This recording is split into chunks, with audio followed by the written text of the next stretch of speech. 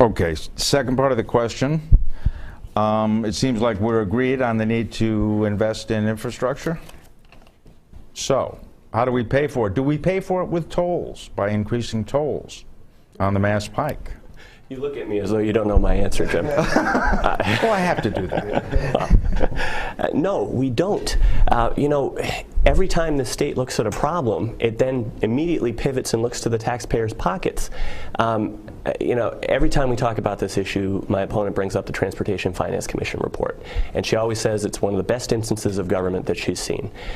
I was in the governor's office when that commission was created. It was created 4 years before they issued their report. So it took 4 years to put together that report. If that's good government, we've got a real problem. I'm close friends with the chair of the Transportation Finance Commission. We've talked about these issues at length, and it is true that they recommend an increase in the gas tax. It is also true that they they advocate for increased tolls on the Massachusetts Turnpike, pretty much in perpetuity. To my mind, there's 17, I believe, recommendations in that document.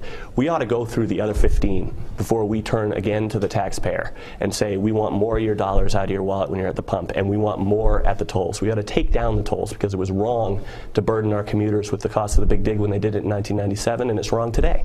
Okay. Carolyn? Same question for you. Sure. Yes, and the question and pretend that you haven't answered this before. Okay. I think this comes down to a really philosophical difference between my opponent and I in how we approach presumably the same issue, which is a need to fund infrastructure. I believe that we need to consider a gas tax and any of these other options. I absolutely believe that reform has to come first and has to be a high focus for us. Tolls, I want to reiterate my position on tolls, which I've said before has been misinterpreted. I am opposed to an increase in Metro West tolls. I think we are already burdened here in Metro West with an unfair share of the big dig debt payments. I think we absolutely cannot go any further with these tolls. I said this back in January when I attended the tolls hearing, and I didn't see my opponent there. And I said any increase in tolls now is only further delaying the decision about how we are going to fund infrastructure statewide, including roads, bridges, MBTA. So I do not favor a tolls increase here. I would support discussion of a plan to increase the number of tolls statewide so that toll payments are more equitable. Okay. Jim, I'm either going to rebut that now or I'm going to rebut it in response to your next question. So can I have a rebuttal? 30 seconds, but all right. Carolyn gets 30 seconds if she so desires. Okay, right, great. I couldn't agree more. This points up a fundamental philosophical difference. And as I've said all along in this race, there are hundreds of legislators in the State House right now who share my opponent's general philosophy on government. There are very few who share mine. And so with nothing against my opponent, who I know is well-meaning and a good public servant and wants to do this job for all the right reasons, her point of view on this kind of thing is overrepresented already. My point of view is vastly underrepresented, and I think people need more people going to say, no more coming to our wallets, categorically. Not we'll discuss it, not we'll do another study, not we'll tut-tut and then do toll increases while we mess around the edges for another 10 years. Carol? I think this is basic economics. We've got things that we need to fund. Infrastructure payments, I think we would agree that we're behind in maintenance of our infrastructure, $15 to $19 billion.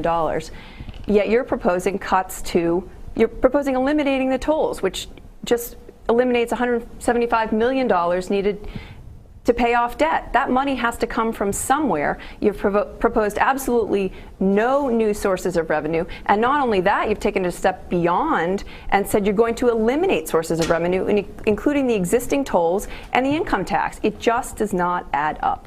And actually, again, that's not true. That's a rebuttal of rebuttal. The governor's talking about pension reform. I've been talking about it since the beginning. I've got a little bit more on this one if we have time. You've got okay. Yeah. Let's just go with a hypothetical assumption that toll equity, tolls on other roads other than the Pike, has about as much chance of happening as snow in San Diego.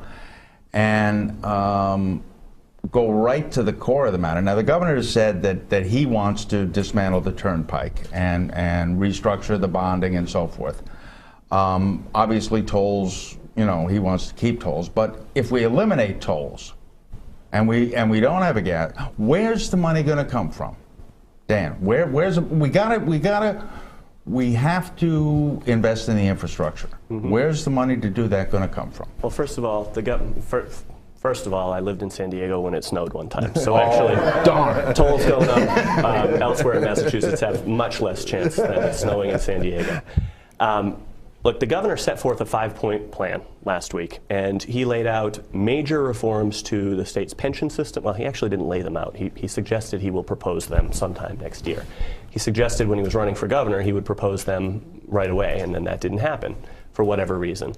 But there are huge dollars to be found in reform of some fundamental ways that we do business in government, starting with our public pension system.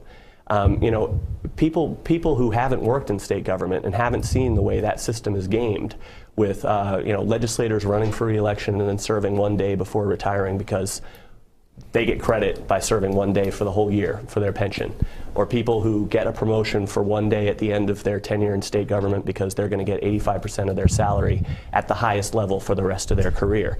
We've got hundreds of millions of dollars in reforms out there. And frankly, when the governor said he was going to cut to the muscle in state government and then he came out with a scalpel, these are the kinds of things we're talking about.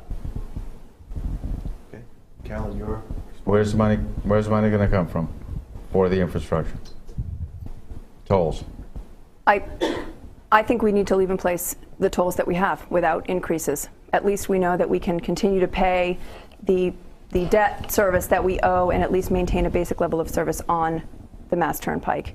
I think, you know, I think we need to look at efficiencies, absolutely. I think we need to rethink the way that we do government. And one great example that I heard is the concept of taking school management, essentially, school purchasing entities, and centralizing those within a region. So the classrooms stay in the communities where they should be, absolving the administration within the school of dealing with those issues, centralizing them, hopefully getting more purchasing power so we get more for our local dollars. I think that's the type of out-of-the-box thinking that we need to bring into state government. We need to stop talking about what we can't do and start talking about what we can do to save money.